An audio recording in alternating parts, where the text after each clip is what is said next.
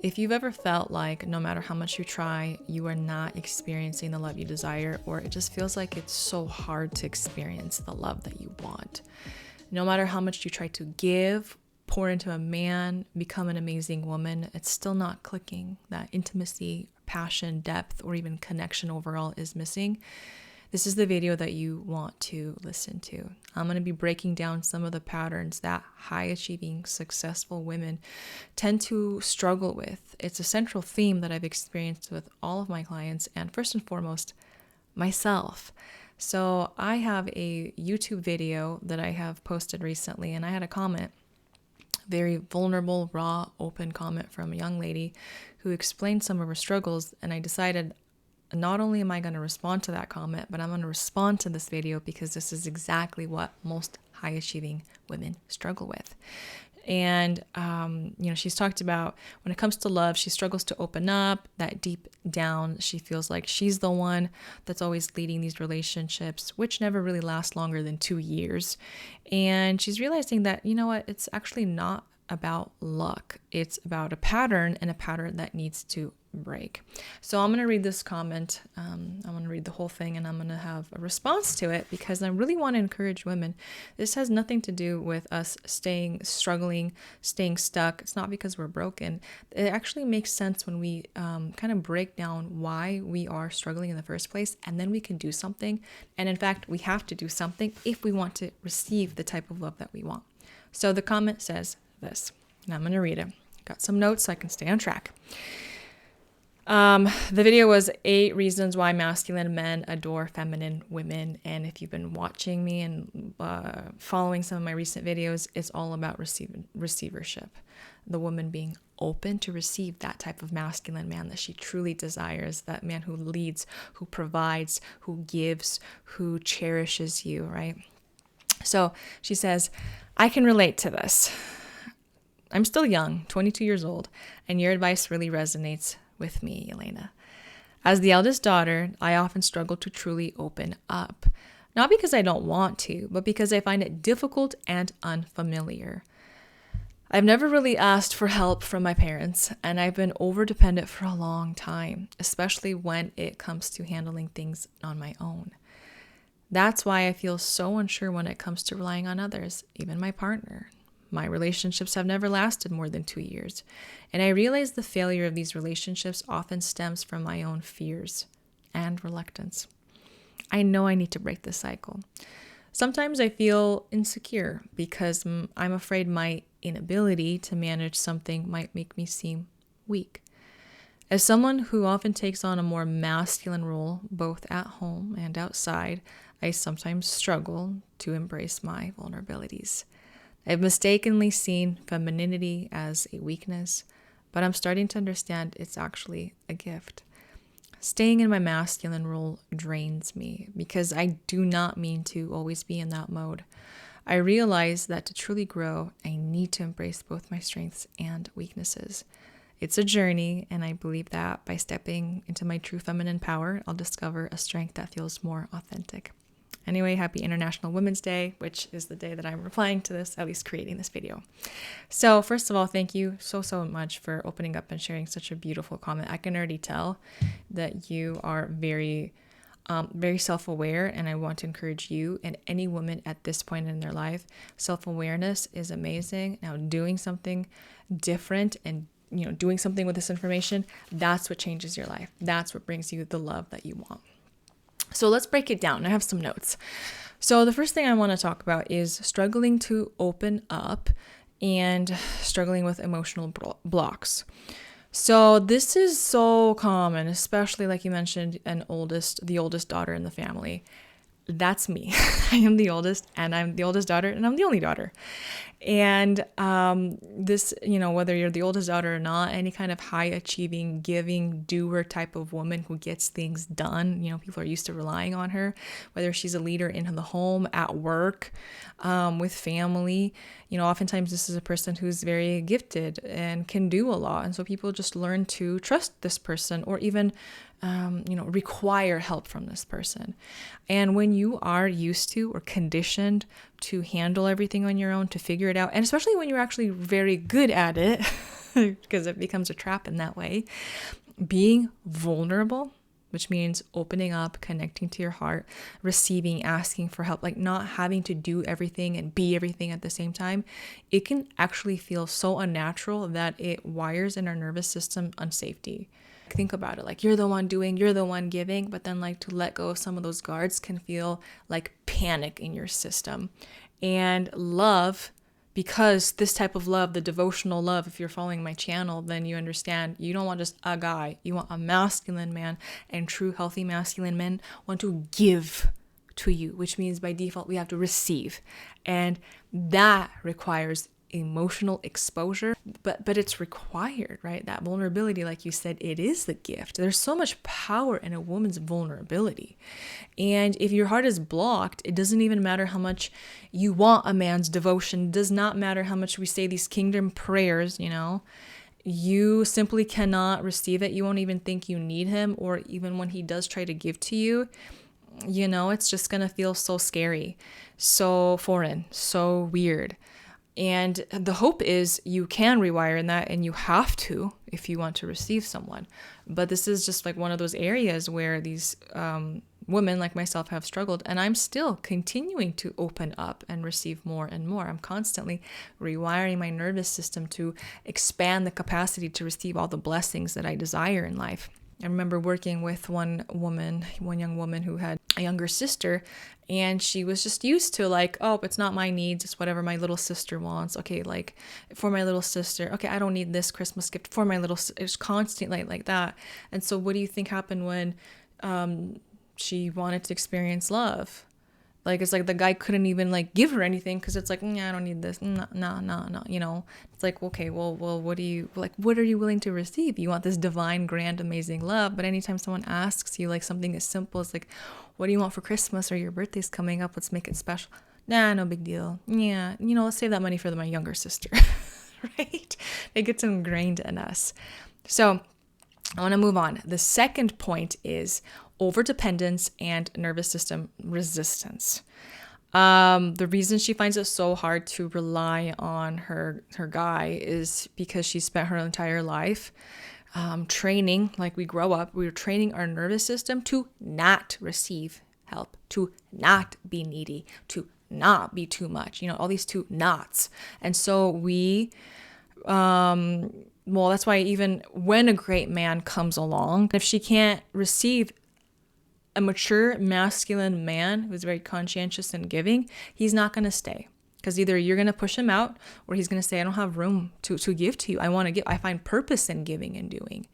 And back to our programming, when we're little, we grow up being very self-sufficient.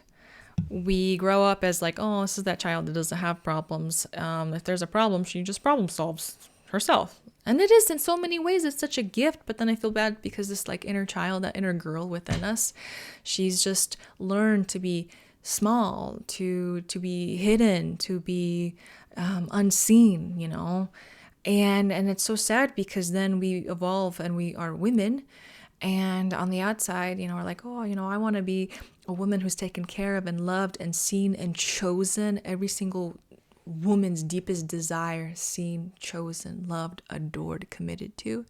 But if you aren't willing, if it's not safe, if you've not learned to expose your nervous system to be seen, to put yourself out there, to be chosen, at the risk of someone else not if you don't have a nervous system calibrated for that, we're going to go back into those old patterns. And that's when it doesn't matter how much we try to have a new relationship, right? Or it doesn't even matter how much we continue to pray.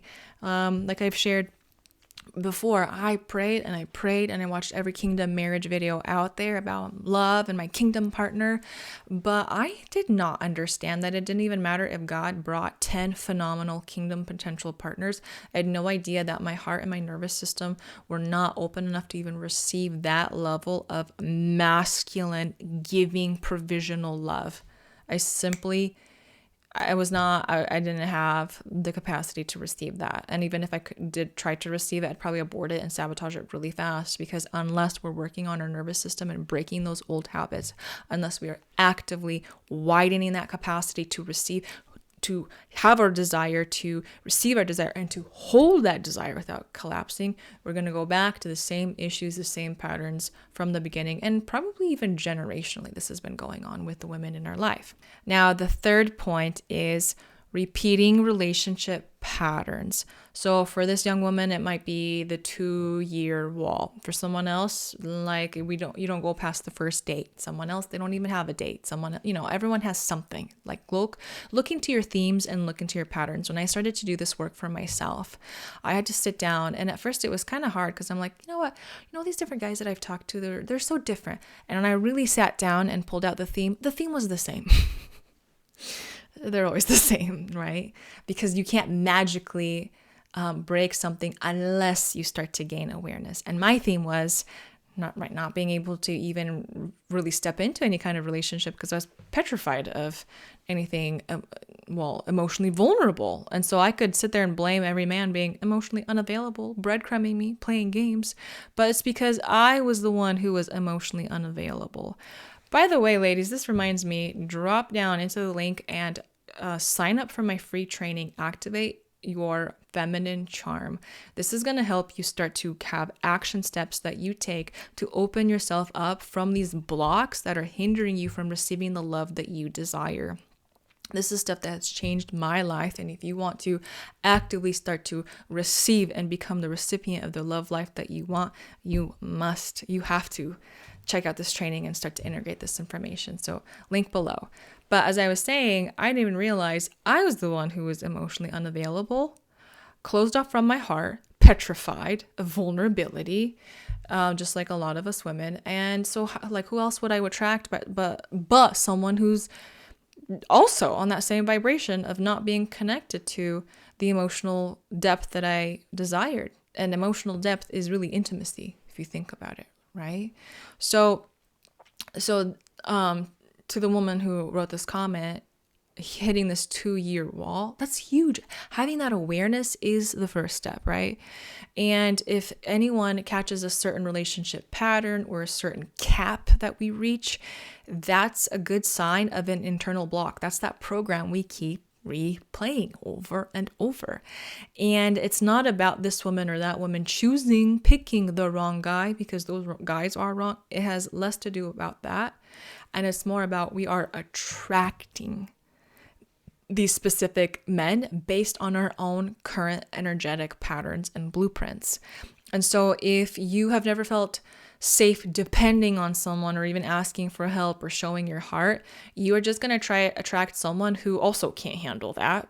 They might be surface level kind of relationships. They could just be dysfunctional. Or if you do meet an amazing guy, again, he's not going to stick around because if you don't have space for him, he's going to go find a woman who he can actually give, aka a woman who can receive. Now, the fourth point, femininity feels foreign, she said. Okay, and a lot of times this happens because of deep conditioning that we have growing up, society, culture, whatever. But she says that she used to see femininity as weakness. Now, this is a subconscious, this is subconscious conditioning at its deepest level, ladies, that femininity is not safe. I think there's a lot of women who feel that, where they're torn. They desire one thing, but subconsciously they feel like it's another issue. And if you were raised to believe that true strength is to not rely on people, to do everything alone, then softening, receiving, being open, trusting masculine leadership, surrendering, letting go of control, that's going to feel so unnatural. And it's not about, this little girl energy of like, I'm helpless, I can't do anything. That's not true feminine energy aligned with God's design for you. But it's also not, oh, I can't do anything without a man. No, there's plenty of things that we all can do. But as the feminine, we also desire to open up, to surrender, to trust that someone's got us. And it's not about being incompetent or incapable, because again, the women that I've worked with, they are very competent and capable. It's about receiving more. And together in this relationship and marriage, think about the amazingness that you can have. Think about I get so on fire for these kingdom marriage topics. Think about when you two come together, when you are truly in your feminine, healthy design, connected to your heart, your design, your purpose, the template that God has given you. And when you're in that and you attract that man who is in his, or can rise up into his masculinity, his role, his leadership, his provision, his ability to give, to guide, to create. Like, think about when you are together, you're not just adding 1 + 1, you are multiplying your power. That's true kingdom power, kingdom synergy. Like, it's mind-blowing the impact that you can have on this planet when true God kingdom people come together into their own design and template, and then come together, attract another person who's in their design. Think about how amazing that is. More on that later, because I love these topics, and I love that I finally have that in my life. I understand it. It's not like God forcing this kingdom mandate, this kingdom man. It's about you being so in aligned with who you are that you naturally attract everything that needs to be in your life, and you magnify the purpose and the power and the potency on this planet to share the love, to share the blessings, to literally express God through your life and marriage to other people. There's no man who can give that to you, no man who can show you that love. You have to start to experience that relationship, that alignment with yourself first.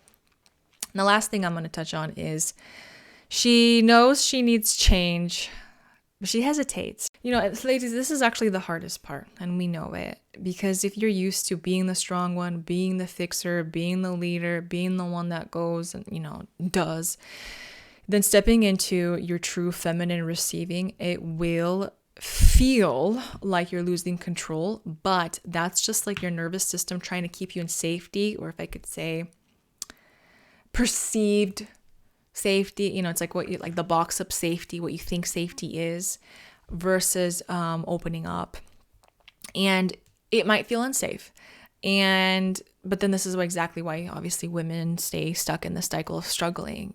And the worst thing that we can do is see all these patterns, but then not even know that we have responsibility to shift out of it, and then receive the blessing of the reward, the results of what happens when we shift out of these unhealthy patterns. And I want to make a comment about what is true trauma healing. I know people toss that word around a lot.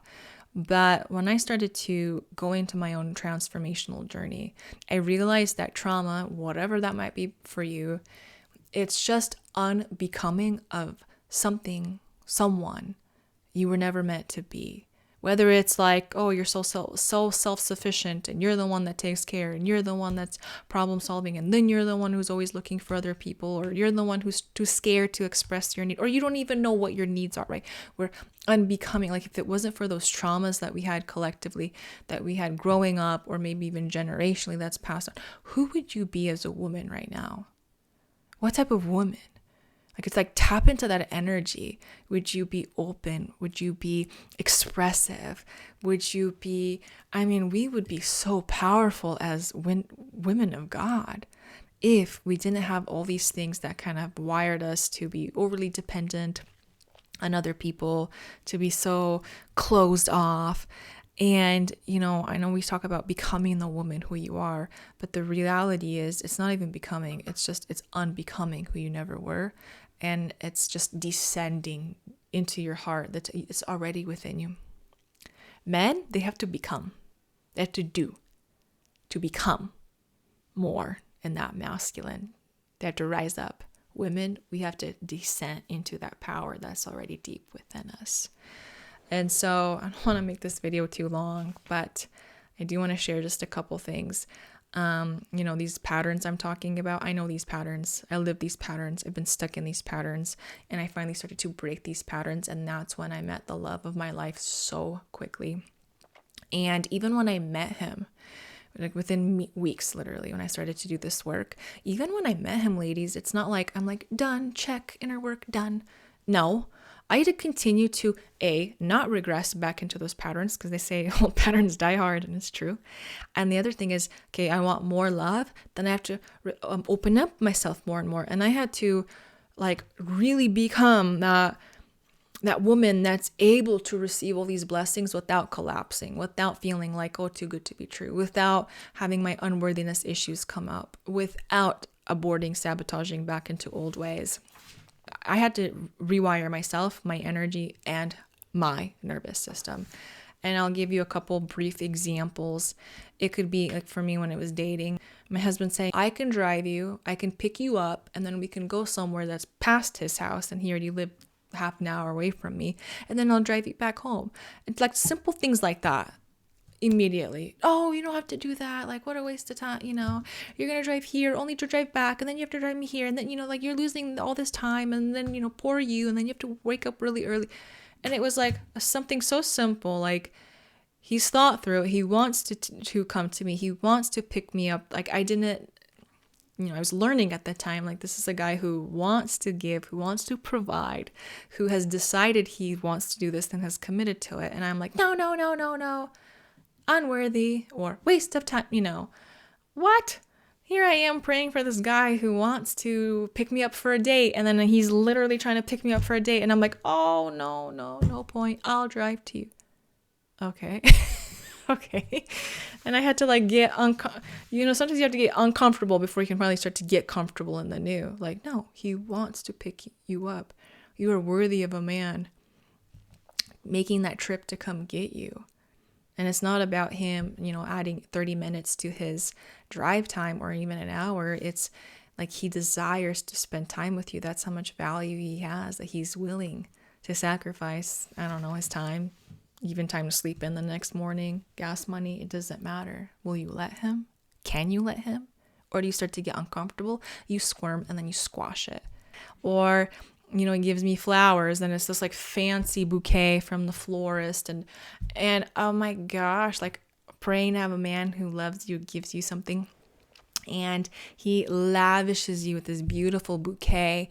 And I can't believe it. Like the first time he did that, it's like, whoa, me? Like, wow, like this is what I prayed for. Like, wow, and then it's like, oh, yeah, so expensive. Oh no, and then we start to diminish that light. Like we were lavished with love, and it's like, no, the lights turn down because, oh, you should have just bought something at Fred Meyer. It's cheaper without the vase. Ladies, I'm not kidding. The amount of work I've had to do to calibrate my system to receive the lavish, beautiful things. Here's the truth. If you want to attract a masculine man, which if you are here, that's exactly what you want. A man who loves you, a man who cherishes, who can give to you, you have to be able to shift out of the woman who's used to doing and giving everything to the woman who now allows a man to step in and allow him to give to you. For you to rest and surrender and let go and receive these higher, beautiful things in life and say thank you. And those are the type of women, that level of peace, that is honestly intoxicating for men. Seriously. They want women like that. And you want to feel like that too, right? We want to be desired, chosen by that man.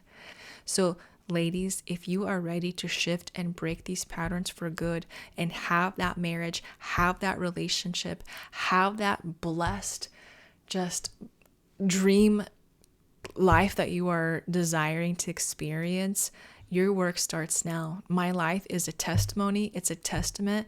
When you do the inner work, your outer world will reflect that. And I was that girl that was single, repeating, stuck in these same patterns. And the only thing I wish now, after I did this work and met my husband, I only wish I could have done it earlier. I only wish I could have experienced this type of love where I wake up and I'm like, oh my gosh, this is my love. I only wish I had a roadmap to do it sooner. And so if you are ready to make this transition and you are ready to be that adored, desired, chosen woman, let's start by click on the free training, and then you can learn how you can go even deeper in your journey. And as I say goodbye, ladies, if there is something from these bullet points that I have said that has resonated, that you're struggling, or something else you want to add, drop in the comments. I absolutely love when you ladies share and say hello and participate in this conversation, because that's what feminine women are. They're very relational. They love to connect with one another. So I hope this blessed you. I know this has, and may you continue to experience the blessing, the love that you desire. I'll see you in the next one.